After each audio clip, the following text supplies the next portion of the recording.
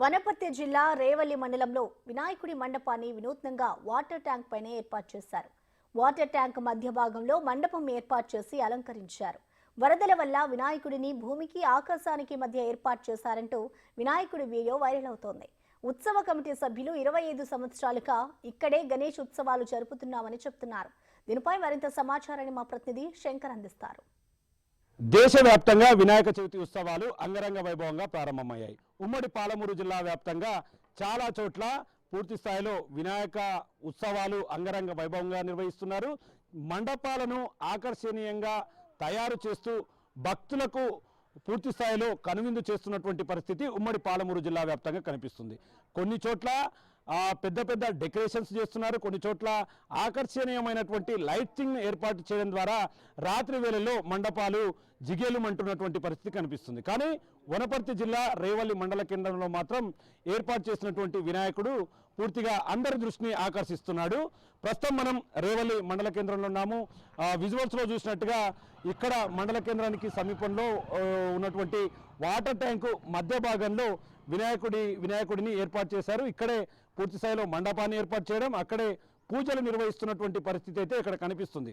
విజువల్స్లో చూసినట్టుగా అక్కడి నుంచి వినాయకుడి దగ్గరికి వెళ్ళాలంటే కింద చూపిస్తున్నట్లుగా ఒక మెట్ల మార్గాన్ని అయితే ఏర్పాటు చేశారు. పైకి వెళ్ళడానికి ఎలాంటి ఇబ్బంది కలగకుండా ఉండేందుకైతే పూర్తి స్థాయిలో అన్ని ఏర్పాట్లను చేశారు. దాదాపుగా ఇదంతా కూడా దాదాపు 17 ఏళ్లకు పైగా ఇక్కడే వినాయకుడిని ఏర్పాటు చేస్తున్నాం, ఇక్కడే పూజలు చేస్తున్నాం, ఇక్కడ నుంచే నిమజ్జనానికి తరలిస్తున్నాం అంటూ కూడా స్థానికంగా ఉన్నటువంటి హనుమాన్ గణేష్ ఉత్సవ సభ్యులు అయితే చెప్తున్నటువంటి పరిస్థితి కనిపిస్తుంది. విజువల్స్లో చూసినట్టు అటు ఆకాశానికి ఇటు భూమికి మధ్యలో ఉన్నటువంటి ఈ వినాయకుడిని పూర్తి స్థాయిలో ఒకవైపు సోషల్ మీడియాలో ఈ ఫోటోలన్నీ కూడా చక్కర్లు కొడుతున్నాయి. ఇక్కడ వరదలు వచ్చాయి, అందుకే వినాయకుడిని మధ్య భాగంలో ఏర్పాటు చేశారని. కానీ అట్లాంటిది ఏమీ లేదు. తమ పూర్వీకులు ఎప్పుడైతే 1999లో ఏర్పాటు చేశారు, అప్పటి నుంచి కూడా ఇప్పటి వరకు ఇక్కడ ఏర్పాటు చేస్తున్నాము. వరదల వల్ల ఏమి అక్కడ ఏర్పాటు చేయలేదని చెప్పి కూడా ఇక్కడ ఉన్నటువంటి హనుమాన్ కమిటీ సభ్యులు అయితే చెప్తున్నారు. మన దగ్గర ఈ యొక్క హనుమాన్ కమిటీ సభ్యులు కూడా ఉన్నారు, వాళ్ళతో కూడా మాట్లాడదాం. ఇక్కడ ఒక పెద్ద ఆయన కూడా ఉన్నాడు, ఈయన ఏర్పాటు చేశానని కూడా చెప్తున్నారు. అప్పట్లో అన్న చెప్పండి, ఎప్పటి నుంచి ఏర్పాటు చేశారు, ఎందుకు అక్కడ వినాయకుని ఏర్పాటు చేయాల్సిన అవసరం ఏంటి? మా సర్పంచ్తో మేము పెట్టుకుంటాం సర్పంచ్ గారు అని ఊర్లో అడిగాం. ఎప్పుడు? 1999లో అడిగితే సరే పెట్టుకొని మనకు ఇబ్బంది ఏం లేదు, మంచిగా ఉంటుంది అంటే ప్రస్తుతం ఈడ లేకపోయినది. అప్పుడు ఈడనే మేము ఉంచేవాళ్ళం, ఏర్పాటు చేసేవాళ్ళం. ఎన్నేళ్ళుగా 20-25 ఏళ్ళు గారికి వస్తుంది. ప్రతిసారి ఇక్కడనే మేము చేసినాము. మాకు శాత కాకనో ఎట్లనో మా వయసు కొద్దిగా ముగ్గివడాల మా పిల్లలకు సంబంధించి చేసుకోనని చెప్పేసాం. ఆయన నమ్ముతూ మేము కార్యక్రమాలు నడిపించుకుంటాం. అంటే ఇప్పుడు చాలా చోట్ల చూస్తున్నాం, ఫేస్బుక్లలో చాలా అట్లా వరదలు వచ్చినాయంట ఊర్లో, అందుకే వినాయకుని అక్కడ పెట్టారని చెప్తున్నాను. నిజమేనా? దాంట్లో లేదు సార్, వరదలు రావడం మాకు ఎలాంటి ఇబ్బంది, ఒక్క పైస వంతు ఇంటికి ఏమన్నా గోరంత మందం కూడా మాకు ఇబ్బందులు ఏది లేదు. ఓన్లీ గతం నుంచి చేస్తుండ్రు కాబట్టి చేస్తుండ్రు మా పిల్లలు కూడా మేము చేసినంత వల్ల చూస్తున్నాం. అంటే వాళ్ళు గతంలో నుండి వాళ్ళ పెద్దలు ఇక్కడే చేశారు కాబట్టి మేము కూడా ఇక్కడ ఏర్పాటు చేశామని చెప్తున్నాం. మరి కొంతమంది కూడా ఉన్నారు. చెప్పండి బ్రదర్, ఏంటి అంతా కూడా రాష్ట్రం అంతా కూడా ఇదే వినాయకుని చూస్తున్నారు, అంతా సోషల్ మీడియాలో కూడా చక్కర్లు కొడుతుంది, ఏంటి ఈ ఆలోచన ఎటు వచ్చింది, ఎప్పటి నుంచి స్టార్ట్ చేశారు, ఎన్ని ఏళ్ళుగా ఇదే కొనసాగిస్తూ వస్తున్నారు? అయితే ఇది మా పూర్వీకులది, అంటే మా అన్న వాళ్ళది ఆలోచన. అయితే 1999 నుంచి గణేష్ని ఇక్కడ నిలబెట్టడం జరుగుతుంది. అయితే అప్పటి నుంచి ఇప్పటి వరకు అదే విధంగా వాళ్ళు ఏజ్ అయిపోయి వాళ్ళు చేయకుండా అయిన తర్వాత మేము తీసుకున్నాం. తర్వాత మా తమ్ముల నుంచి కూడా ఇప్పుడు ప్రజెంట్గా అయితే మా తమ్ముల వాళ్ళు చేస్తారు. ఇక తర్వాత కూడా చేస్తారా చేయరా అనేది తర్వాత. ఇప్పటి వరకు అయితే ఇక్కడ వర్షాల వల్ల మునిగిపోవడం కానీ ట్రోల్స్ మస్తు వస్తున్నాయి.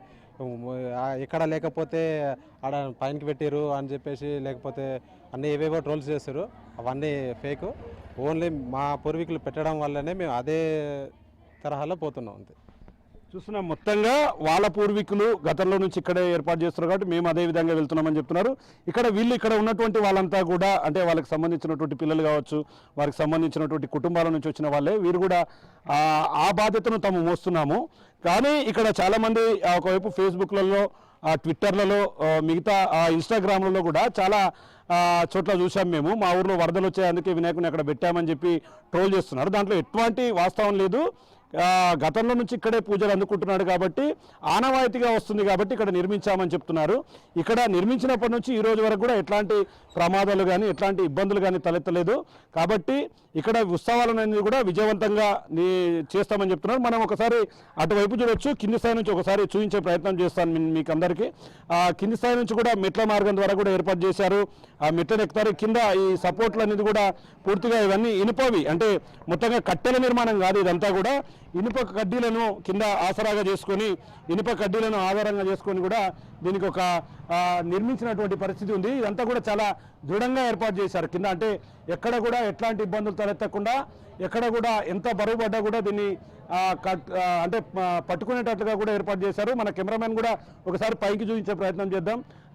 చూడొచ్చు ఒకసారి ఎంత దృఢంగా ఏర్పాటు చేశారు. ఇదంతా కూడా కట్టెలు అయితే కుంగిపోతాయని చెప్పి ఇనుప రాడ్లను ఏర్పాటు చేసి కింద ఆ పైన వినాయకుడికి సంబంధించినటువంటి మండపాన్ని ఏర్పాటు చేసినటువంటి పరిస్థితి కనిపిస్తుంది. ఇక అంత హైట్కి వెళ్లాల్సినటువంటి వినాయకుడిని చూడాలంటే భక్తులకు కాస్త ఇబ్బందికరమైన వాతావరణమే.